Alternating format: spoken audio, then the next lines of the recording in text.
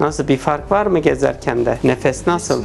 Yaxşıyam, heç Daha yaxşı değil mi şimdi nefesin? Bəli. Tabii. Sizin orada tengi nefes derler. Evet. Bilir misin tengi nefes? İşte o tengi nefes de bazen kalp damar tıkanıklığından olur. Şimdi nefesinde rahatlama bekliyoruz o yüzden.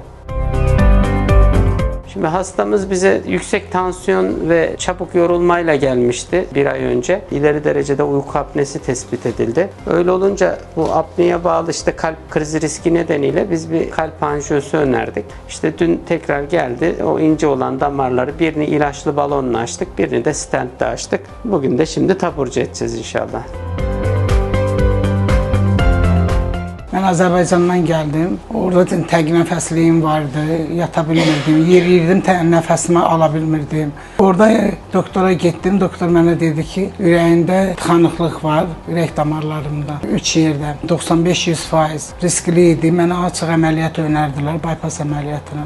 Məhəmməd Hocanın yanına gəldik. O stendlə damarlarımı açdı. İndi özümü yaxşı hiss edirəm. İndi yaxşıyam. Bu gecə kimi hələ indiyə qədər yatdığım olmamışdı. Çox rahat yatdım.